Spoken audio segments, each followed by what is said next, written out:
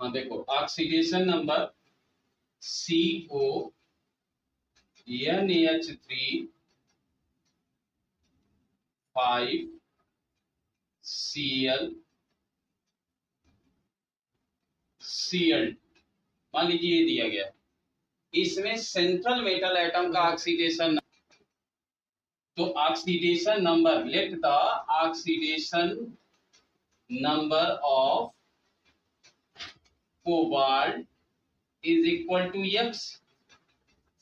अब लिखोगे इसको कि oxidation number of cobalt plus 5 number of ligand 5 into oxidation number of ammonia plus oxidation number of Cl and plus 2 into oxidation number of Cl is equal to 0। ये आपका होगा। अब यहां देखो, आपने लिखा कि X plus 5 into oxidation number of ammonia is equal to 0, ये न्यूट्रल लिगेंड है, plus 1 into Cl minus 1 plus 2 into minus 1 is equal to 0, क्योंकि इस पर कोई चार्ज नहीं है, तो then they are the equal. X plus 0 minus 1 minus 2 is equal to 0, then X minus 3 is equal to 0, then X is equal to 3। इसी को हम in small bracket Roman number third, cobalt third लिखते हैं। तो ये oxidation number हो गया। इसी तरह से एक और आ जाइए, NiCO4, ये कोई कॉम्प्लेक्स है। अब यहां देखो, oxidation number of Na is equal to X plus 4 into oxidation number of CO, carbonyl जिसे कहते हैं, कोबाल्ट मत समझिएगा, कार्बोनिल। तो कार्बोनिल का oxidation number 0 is equal to 0, कोई चार्ज नहीं है इसलिए इस पर 0 हो गया, इक्वल टू। तो then X and plus 0 is equal to 0, then X is equal to 0। तो यहाँ पर हम 0 लिखेंगे, ये नहीं है कि 0 आ गया तो 0 नहीं लिखेंगे, लेकिन 0 रहेगा जब भी हम IPAC नेम लिखते हैं। Now start to how to write the IPAC name. ये इंपॉर्टेंट है आपके लिए कि IPAC नेम कैसे लिखते हैं, इसीलिए ये सारी चीजें आपको मैंने बताया कि लिगेंड का नाम, ऑक्सीडेशन नंबर, कोऑर्डिनेशन नंबर, ये सारी चीजें कैसे हम पढ़ते हैं या कैसे लिखते हैं। IUPAC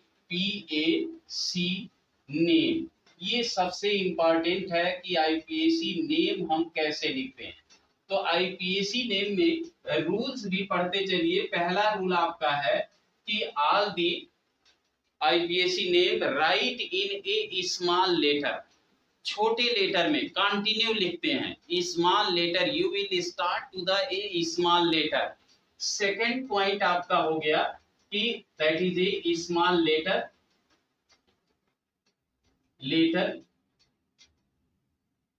सेकंड पॉइंट है कि IPAC name, the cation is the first cation of the complex first. सबसे पहले हम केटायन का नाम लिखते हैं।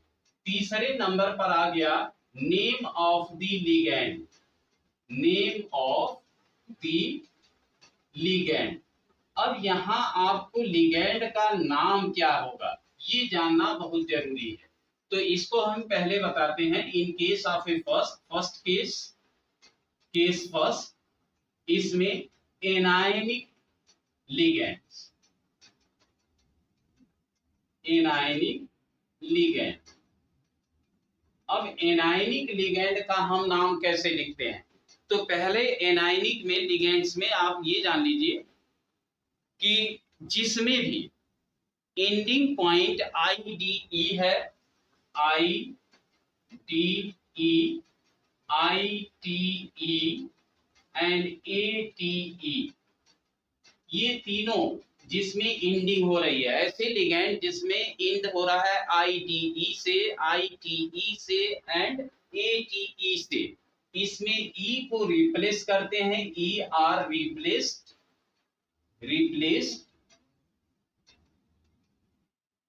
रिप्लेस्ड एंड O अटैच्ड,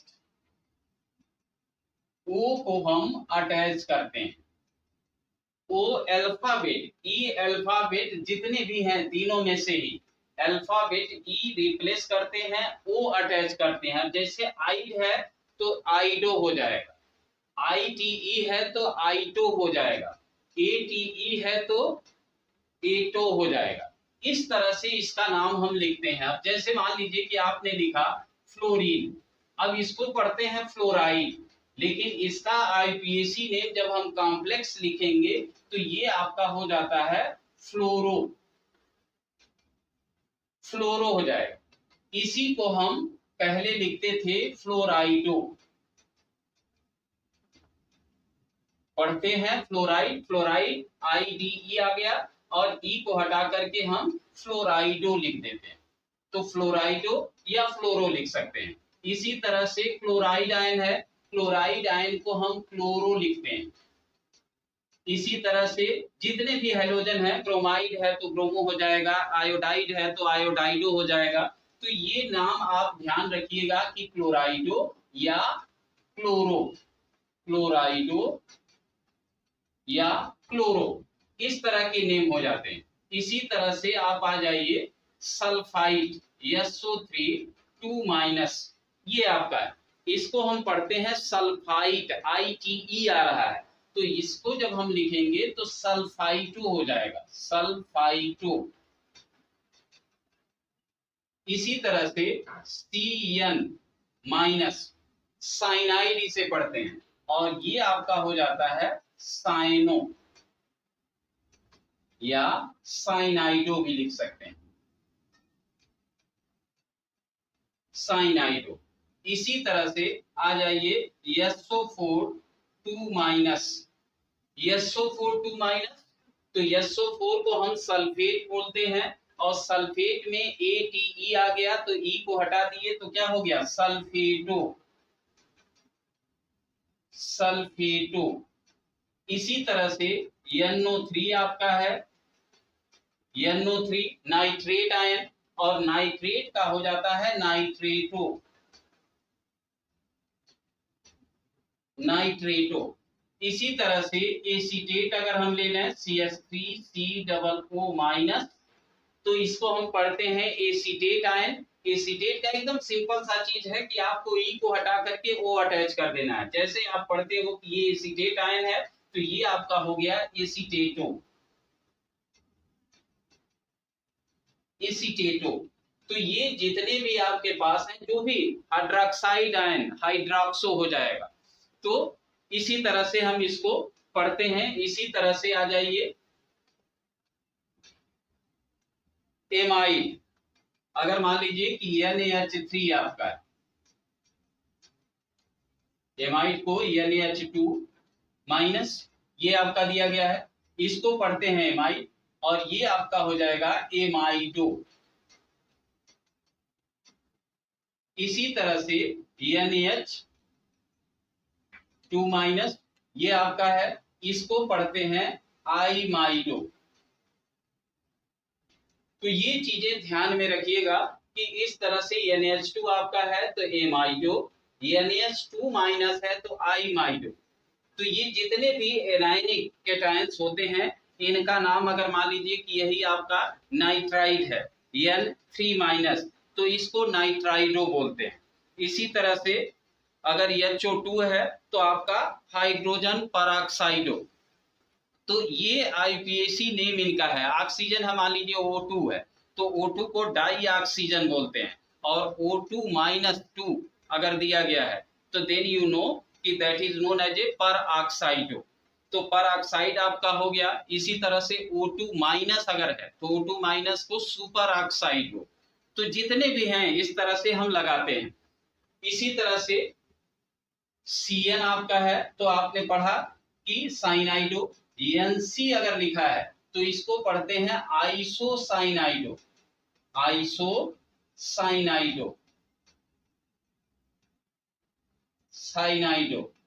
इसी तरह से SCN है आपका है तो SCN को क्या पढ़ते हैं, थायोसाइनाइड, तो ये आपका थायोसाइनाइडो हो जाएगा,